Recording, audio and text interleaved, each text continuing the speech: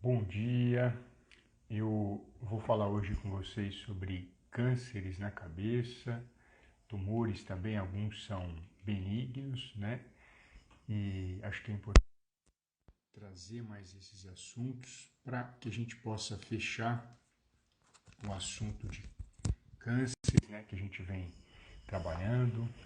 O ponto principal da minha apresentação sempre é a questão da imunidade para o câncer.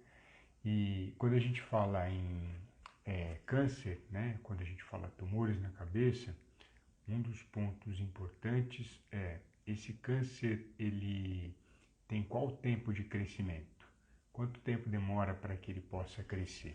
Essa é uma das primeiras perguntas que um oncologista faz para que a gente possa, a equipe médica saiba se vai fazer quimio, rádio ou cirurgia e em quanto tempo eles têm para que isso seja feito. Eu vou mantendo aqui o meu roteiro, né? Às vezes eu olho para baixo para que eu possa fazer esse acompanhamento. Então, um dos pontos importantes quando a gente fala em tumores, quando a gente fala em câncer, existe o tumor benigno, existe o tumor maligno, que é o câncer. O benigno pode evoluir para o maligno. E um dos cânceres que atinge a cabeça, ele se chama meningioma. Na verdade, não um câncer, né? Mas um tumor benigno, mas que tem um comportamento maligno por conta do crescimento dele. Existem três tecidos que envolvem o cérebro, que a gente chama de meninge. Né? Existem três tipos de meninge.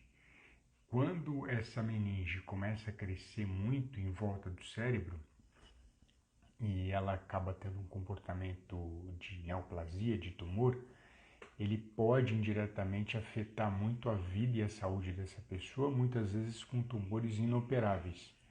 Então, um dos pontos importantes, interessantes que a gente precisa ter é que nem sempre se é tumor benigno significa que ele vai ser bom, porque dependendo da região onde ele está crescendo, ele pode levar a pessoa à morte. Então, muitas vezes, esse tumor precisa ser retirado e a gente precisa avaliar isso. Essa pessoa tinha dores de cabeça, tinha problemas na visão, nas duas, foi fazer uma ressonância e percebeu que tinha um tumor que estava crescendo nessa região.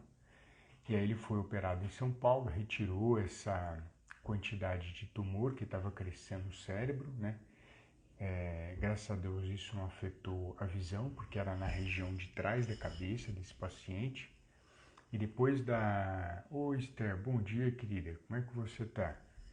Quanto tempo? E depois que ele fez a retirada desse tumor, ele fez o acompanhamento pós-operatório. E olha que interessante a família ter conhecimento da saúde desse paciente para evitar uma piora. Então ele fez o quê? Ele voltou para a casa dele e foi fazendo o acompanhamento. E no momento em que ele voltou para a casa dele, a esposa começou a perceber que ele apresentava febre. Os médicos sempre falavam para ir controlando a febre, controlando, só que chegou uma hora que não conseguia controlar mais. E aí, a partir disso, a esposa pegou e levou direto para o médico e até a equipe médica agradeceu porque ele estava tendo de novo uma nova infecção. Então isso é extremamente grave, principalmente infecção por conta de um ponto cirúrgico na cabeça, isso pode levar a pessoa rapidamente à morte, uma situação bem grave, inflama o cérebro e a pessoa morre rapidamente. Aí eles já entraram de novo com novos cuidados, né, em relação à infecção e aí conseguiram sanar esse problema. Mas olha como é que os dias pós-operatórios são importantes para a família ter conhecimento e desconfiando de qualquer coisa, a importância de levar logo ao médico para evitar um mal maior. Se essa esposa não tivesse levado ele, provavelmente ele teria ido a óbito. Então, um dos pontos importantes é esse acompanhamento pós-operatório em relação à febre, diferente da outra vez que eu havia comentado, que a má hidratação, e eu estou me hidratando agora, ela interfere nessa questão do controle da temperatura. Esse paciente estava controlado em relação à temperatura, mas ele não tinha tido uma cirurgia no qual ficou livre da infecção. Ele teve de novo uma infecção na cabeça, isso é extremamente grave, e aí rapidamente a esposa levou ele ao hospital. Oi, Roberta, bom dia, como é que você vai? Se vocês quiserem fazer alguma pergunta, aí fique à vontade para que a gente vá conversando, que a gente vá dialogando aqui. Hoje o tema são tumores, é câncer, né, tanto do benigno quanto do maligno. E um dos pontos que a gente destaca foi até mesmo um acompanhamento que eu fiz com uma adolescente, que olha que história interessante. Ela teve o câncer, ela teve o tumor na hipófise. Hipófise é uma glândula extremamente importante, é como se fosse um maestro de todas as glândulas do corpo. E quando ela teve esse tumor na hipófise, essa glândula, olha que bacana, ela secreta prolactina, que é o mesmo hormônio que faz com que a mulher ela produza leite. Existe a ocitocina, que vai ajudar na descida do leite, e existe a prolactina, que vai produzir o leite. Mas essa era uma menina, ela tinha 14 anos, ela não tinha ainda tido relação sexual, não estava grávida, e ela ficou 3 meses sem menstruar. As mulheres entendem isso que eu estou falando. Se uma menina adolescente ela fica sem menstruar, ela acha aquilo maravilhoso, que eu falo assim, poxa, todo mês ficar sangrando, dor de cabeça, é desagradável, é isso e aquilo. Então ela ficou 3 meses sem menstruar, não tinha tido relação, não estava grávida, e contou para a mãe dela. Ela falou assim, mãe, que legal, eu estou 3 meses sem menstruar. Aí a mãe ficou doida, falou, como é que é? Você já menstruou e agora você está sem menstruar? Isso daí tá estranho. Aí levou para o médico, e aí os médicos não tinham entendido bem o que estava acontecendo, não estava muito bem claro, né? Exatamente por conta dessa mão inexperiente de alguns médicos. E lá na frente ela descobriu que essa questão do não menstruar era por conta da produção excessiva de prolactina. Então ela produzia mais prolactina, e aí quando se produz prolactina, você reduz a ovulação, isso é um processo fisiológico, um processo natural, e até muitas mulheres, quando estão dando de mamar, elas indiretamente diminuem a chance de ovular, e pode ser que ocorra que ela não ovule e não engravide. Isso é até uma proteção da natureza, para que essa mulher continue amamentando e não tenha outra gravidez e tenha todo um gasto de energia para cuidar do feto, para desenvolver um novo bebezinho. Então, a mãe natureza já programou isso. Quando a mulher está amamentando, ela diminui a ovulação, não significa que impede a ovulação, mas seria um método anticonceptivo, né, anticoncepcional, natural, mas lembrando que isso pode acontecer bloqueio e a pessoa pode engravidar de novo. Isso não é proibitivo, mas a tendência é diminuir esse processo de ovulação. E uma das coisas também que acontece é dor de cabeça. A pessoa que tem esse tumor, ele começa a crescer, ela fica com muita dor de cabeça, e também pode ser que comece a sair leite do peito, né? Porque a prolactina está associada a isso. Então, quando você fala de uma menina que você sabe que ela não está grávida e está descendo o leite do peito sem ter estímulo, porque se você pega uma adolescente que ela tecnicamente já pode ser mãe e ela fica ao lado de uma mulher que está dando de mamar, pelo estímulo só dela ver aquela criança mamando, pode ser que desça leite. Nem é legal ficar perto no sentido de estimular o próprio sistema fisiológico dela a fazer isso. Isso pode acontecer.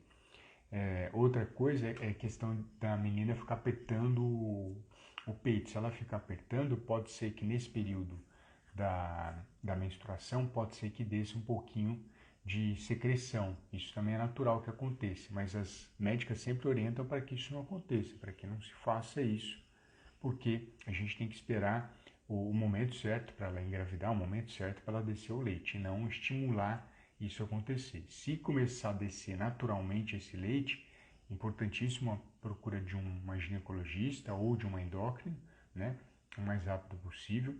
Se parou de menstruar sem tomar anticoncepcional e sem estar grávida, procure também endocrinologista, procure ginecologista, porque isso também não é natural.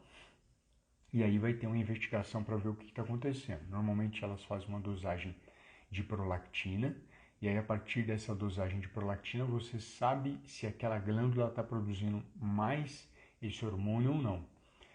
De maneira geral, quando existe um aumento dessa produção, fora esses períodos da gravidez, isso está associado a um tumor na hipófise chamado prolactinoma. Vou repetir o nome.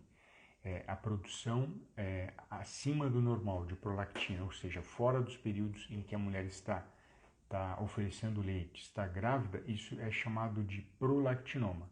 Existem células na hipófise que são responsáveis por secretar o leite, e se essa célula começa a crescer muito, ou seja, vira um tumor, ela tende a fazer com que isso ocorra. Qual que é o tratamento, né? Esse tumor eu também tive por conta da questão genética. Foi na época, em 2011, que eu fiquei preocupado. Falei, nossa, e agora o que eu vou fazer? Mas quando eu conversei com os médicos, eu fiquei mais tranquilo. E por qual motivo? Porque quando você conversa com o médico, ele te mostra a história da doença e mostra como é que esse tumor se comporta.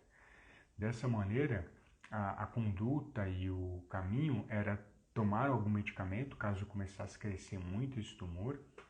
E quando você toma esse medicamento, você controla ele, tomando todo dia, não, toda semana, me perdoe, 2 vezes por semana, você controla ele para a vida toda. Ele não vai trazer problemas para vocês, pelo menos na literatura a gente não conhece. O que vai trazer problema é se ele estiver muito grande já.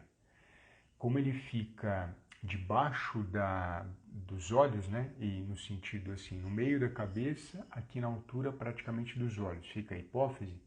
Se alguém fosse fazer cirurgia, teria que cortar aqui debaixo do nariz, e aí você conseguiria chegar até o osso da hipófise, você cortaria essa região do osso, rasparia ela e conseguiria diminuir o tamanho do tumor cirurgicamente. Esse seria o procedimento mais agressivo, vamos dizer assim. O outro, menos agressivo, são drogas que são utilizadas para controlar o tamanho desse tumor, que também são extremamente efetivas. O efeito colateral dessa droga normalmente é a dor de cabeça, mas antes a dor de cabeça do que esse tumor crescendo, desregulando a parte hormonal, e um dos efeitos colaterais do crescimento do tumor é a cegueira, a pessoa fica cega. Por que fica cega, Alexandre? Porque quando a gente fala que ele está abaixo da linha dos olhos, aqui nessa parte da cabeça, o crescimento dele, ele atrapalha o impulso elétrico que leva a luz do olho a essa região de trás da cabeça, que é o occipital. Os nervos nossos, eles são invertidos. Então, sai um nervo desse olho e vai para essa parte direita, e sai um desse olho direito e vai para a parte esquerda. Então, forma o que a gente chama de quiasma óptico. Então, aqui na ponta do meu dedo é o olho e aqui atrás é a nuca. Em cima, entre o quiasma óptico, é o encontro desses dois nervos. O tumor, ele vai crescer exatamente acima desse nervo. Na hora que você pressiona esses dois nervos internamente, você impede a passagem de impulso elétrico do olho para o hospital e não forma imagem, a pessoa fica cega. Então, esse é um dos problemas também que pode acontecer em relação a isso. Mas, por conta dos avanços da medicina, com drogas e também cirúrgicos, a gente consegue reverter essa situação. Lembrando também que esse tumor é extremamente raro. Até eu que fui diagnosticado com esse câncer, né, no pâncreas, para que você desenvolva esse tumor é muito raro. Mulheres é mais frequente, homens também pode acontecer. Poderia acontecer de sair leite do meu peito, não aconteceu. Então tudo isso é algo que a gente precisa ficar atento, precisa prestar atenção. Qualquer pessoa que estiver nessa situação, seja homem ou mulher, estiver secretando um líquido que sai do peito, estiver com dor de cabeça, estiver com dificuldade de visão, isso tem que ser avaliado e tem que ser encaminhado para o médico o mais rápido possível para que a gente evite qualquer tipo de problema futuro. Se vocês quiserem me perguntar alguma coisa aqui durante a live, esse é um momento bacana porque eu consigo interagir com vocês e a gente consegue trocar ideias sobre os tumores, sobre a alimentação, que é um dos focos principais que eu faço nas lives de manhã. Ontem A gente chegou na live número 50. Já agradeço a todos pela audiência, pelo contato aqui comigo. Eu comecei em outubro fazendo as lives, e aí depois eu comecei produzindo a partir do dia 25 de dezembro, uma live todo dia, até o dia 31 de janeiro. E aí continuo, ontem foi a live número 50, hoje dia 2 é a live 51, e a gente vai crescendo dessa forma, produzindo conteúdo de qualidade para as pessoas que tenham problemas com câncer, né, do diagnóstico até a gente desenvolver o tratamento, sempre com foco para a melhora da imunidade. A imunidade é fundamental para que você tenha excelência no tratamento do câncer. Não tem como ter excelência de quimioterapia, radioterapia ou cirurgia sem melhora da imunidade.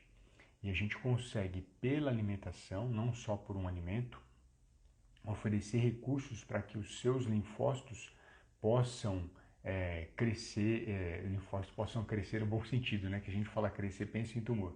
Eles possam ter uma quantidade cada vez maior para combater os inimigos. Por que temos que beber bastante água? Legal, Cecília, ó, vamos falar assim. Acho que eu fico com o exemplo da água aqui, né, bebendo, e a questão é a seguinte, 65% do nosso corpo, Cecília, é água. Então, o principal elemento do seu corpo é água. Durante o dia, você vai perdendo água. De que forma? Na hora que eu estou falando, eu perco água. Na hora que eu estou suando, eu perco água. E um dos momentos que a gente perde bastante água, quando você faz xixi. Para eliminar os metabólitos do seu corpo, as toxinas do seu corpo e outras substâncias, você precisa de muita água. Normalmente, uma pessoa faz mais de 1 litro de xixi por dia, pensando no adulto. E olha que eu nem falei ainda do cocô. O cocô, para ele sair do jeito que ele sai, ele precisa ter água. O cocô não sai em pó. Então a gente precisa de bastante água para manter essas funções do corpo equilibradas. E um dos marcadores que eu uso com os pacientes para saber a quantidade normal e legal de água não é 2 litros. 2 litros não é uma quantidade certa de água. Olha, mas todo mundo fala isso, é porque a ideia dos 2 litros é que a pessoa ingira mais água, mas tem gente que precisa muito mais de 2 e tem gente que precisa menos do que 2. Uma forma que eu faço é o seguinte, eu falo para a pessoa, caso você não tenha inchaço, caso você não tenha insuficiência hepática, né, que seria no fígado, insuficiência renal, que seria o rim, ou insuficiência cardíaca, você vai tomar água até o seu xixi ficar claro. Então, qual que é a quantidade? O seu xixi vai ser o marcador. Ele que vai mostrar se a quantidade de água que você está tomando é adequada ou não. Pode acontecer que em alguns dias você vai precisar de mais água, outros dias você vai precisar menos. Então, você, a partir disso, usando o seu xixi como marcador, é uma excelente ferramenta, caso não tenha esses problemas que eu já tenha citado, para que você saiba a quantidade exata para que o seu corpo funcione bem. A gente tem 5 litros de sangue. A maior parte desse sangue é formado de água. Então, como é que a gente vai levar nutrientes para as células se a gente não tiver uma excelente hidratação? Se você fica desidratado, é uma das coisas que mais leva à morte de forma rápida. Em 3 dias, qualquer pessoa sem beber água, ela entra em uma desidratação a ponto de entrar em coma e morrer. Então é fundamental a gente ofertar água, sugerir o consumo de água. E eu sempre, quando faço minhas consultas, o primeiro ponto que eu trabalho na consulta é a ingestão de água. É o ponto primordial, porque eu preciso devolver aquilo que mais faz parte do seu corpo. Cecília, depois me diga se eu consegui esclarecer o que você me perguntou, viu? Depois você me dá um alô aqui. Então esse ponto é importante, né? Eu sempre tenho água, acho que nas 51 lives, acho que só uma que eu tinha esquecido de trazer água aqui para beber, mas eu fiquei com sede durante a minha fala, mas eu sempre tento deixar de exemplo aqui a importância de beber água. E trago como exemplo a garrafinha de vidro, porque o plástico fica gosto para mim, eu não gosto, né? Plástico fica com gosto desagradável. E eu já gravei uma live falando sobre plástico, no qual os números 3, 6 e 7, que estão no número de reciclagem que aparece na garrafinha de plástico, eles estão associados ao bisfenol A, que é uma substância que está associada ao câncer. Então, caso a garrafinha de plástico ou o pote que você utiliza, ele esteja escrito 367, se você congela, não está congelada a água, mas se você congela esse plástico, ou se você superaquece ele, por exemplo, no micro-ondas, você libera essa substância e ela está associada a câncer. Então, a gente tem evitado o uso de tupperwares e de plásticos que tenham um número de reciclagem, né, que está dentro daquele símbolo de reciclagem que parece um triângulo com as bordas arredondadas, o número 3, ou 6, ou 7. Então, fica atento em relação a essa questão, porque o 3 e o 7 têm bisfenol, e o 6 também tem outras substâncias que não são bisfenol, mas também estão associadas ao câncer. Então, a gente tem frisado, tem falado bastante do cuidado para o uso de tupperwares no micro-ondas que tenham esse número, ou até o isopor, que o isopor é número 6, indiretamente ele também solta substâncias que são tóxicas para o seu organismo. Ou se você congela uma marmita no isopor, também você vai liberar essa substância, tá bom? Então, fica atento. Até a Pri já colocou aqui os números que são perigosos para a saúde, né? Em relação a plástico, em relação ao isopor. O isopor sempre vai ser número 6. Esses copinhos de café de isopor são extremamente desagradáveis. O plástico, cada um tem um nome. O 6 é poliestireno, o 3 e o 7 tem outros nomes, que eu não decorei o nome do plástico, eu decorei o número.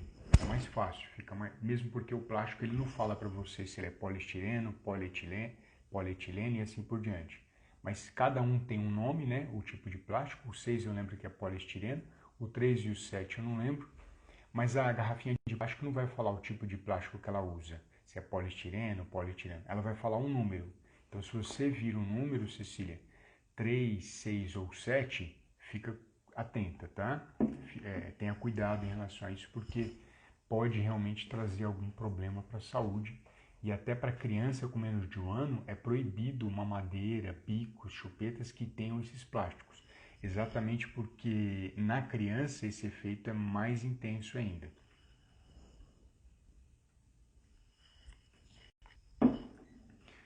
Deixa eu aumentar aqui só para ver se tá. A Cecília comentou que travou um pouquinho, né, Cecília?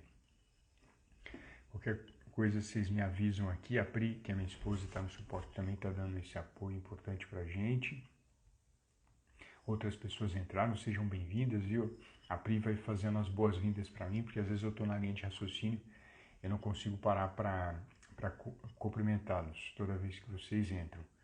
E a gente está falando do tumor, né, de câncer, a gente está falando de prolactinoma, a gente está falando de meningioma. O prolactinoma é um câncer, o meningioma é um tumor benigno. Os dois têm características especiais que eu gravei durante essa live, e o cuidado que a gente vai ter em relação a essas situações muitas vezes é o diagnóstico precoce. Esses vídeos que eu tenho falado dos cânceres seria uma forma da gente ter esse olhar atento do diagnóstico precoce. Se a gente diagnostica câncer no início, a gente tem uma chance muito grande de chegar na cura. Se é avançado, é mais difícil. Então, quanto mais consciência as pessoas tiverem sobre os tipos de câncer, maior vai ser a chance da gente conseguir fazer com que esse paciente atinja a cura. E a alimentação é o grande aliado que a gente vai ter para que a gente possa permitir esse paciente fazer o tratamento, porque com água, 3 dias a pessoa morre. Qualquer pessoa, seja saudável ou seja doente. A doente mais rápido porque ela está mais debilitada. Eu falo qualquer, mas é uma média, de maneira geral. Existem pessoas que ficam mais tempo sem beber água, passam muito mal, mas aguentam. Mas a ideia normalmente é 3 dias. E uma pessoa em 7 dias sem comer, isso pode levar ela à morte. Se ela tiver câncer, mais rápido ainda, porque é uma doença mais consumptível. Alexandre, conheço pessoa que ficou mais do que 7. Existe, sempre tem exceção. Mas de maneira geral, 3 leva à morte essa pessoa sem água, e 7 dias sem comer também, né? Só para que a gente tenha ideia da força da nutrição em relação ao tratamento do câncer. Então, nem entrei na doença, nem falei de efeito adverso. Estou falando só de uma mudança simples, que é não beber água e não comer. Por isso que eu falo que a medicina com a nutrição são essenciais para que a gente consiga a cura desse paciente. Se não houver a união desses dois, medicina e nutrição, você pode usar a melhor medicina do mundo que não vai curar esse paciente. É impossível. Ele precisa de uma boa alimentação, ele precisa de um bom cuidado nutricional focado para o câncer, que é, no caso, a minha atuação e que eu tenho feito aqui. E quando a gente comenta sobre alimentação, um dos pontos importantes é a imunidade. Eu até distribuí um e-book gratuito às pessoas que se cadastraram, né, até o dia 28. Depois dei uma olhadinha no e-mail de vocês, que eu fiz esse disparo dessa informação, que é muito importante para que você possa permitir o seu corpo aguentar a quimioterapia, aguentar a cirurgia. E a gente sabe que, por outro lado, a imunidade estiver muito baixa, existe formação de câncer. Quer ver um exemplo? Paciente com HIV, ele tem normalmente e infelizmente a imunidade baixa, ele desenvolve dois tipos de câncer. Pode desenvolver, né, uma chance maior: sarcoma de Kaposi e linfoma não Hodgkin. Nossa, Alexandre, o linfoma ele pode formar? Pode. É mais fácil um paciente com imunidade baixa formar o linfoma do que uma pessoa natural, de algum motivo, desenvolver o linfoma não Hodgkin.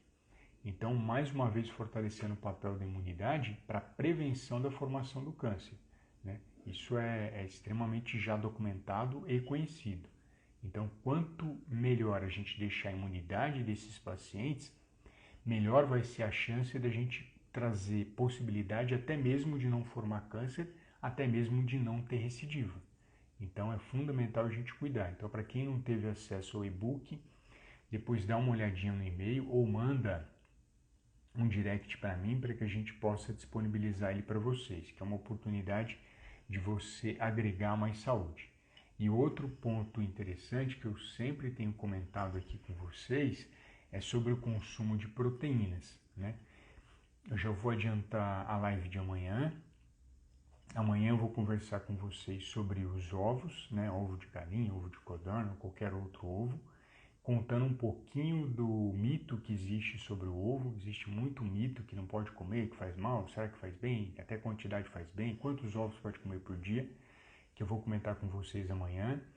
E aí eu vou deixar uma caixinha de pergunta no meu story para que vocês possam me trazer dúvidas que vocês têm. Ah, eu ouvi falar que comer um ovo aumenta o colesterol. Meu colesterol é alto, eu posso comer ovo? Qual que é a quantidade de ovo que pode se comer? Eu sou alérgico a ovo, eu posso comer ovo? Então, assim, tem um monte de dúvida em relação aos ovos e eu acho que vale a pena a gente abordar, lembrando que é uma fonte de proteína boa, fonte de gordura boa e é um alimento proteico barato. Se você compara o ovo com carne de boi, todo mundo está vendo o preço da carne de boi. Se você compara ovo com peixe, a gente está vendo o preço do peixe. Se você compara ovo com frango, a gente está vendo o preço do frango. Então você tem uma fonte de proteína boa, uma fonte de gordura, mas existe entre essa qualidade e o consumo um mito, né? Que é esse abismo que ele pode matar, que ele vai aumentar o colesterol, que ele vai causar infarto. Existe um abismo muito grande nessas duas situações, tá bom? Então, a gente vai...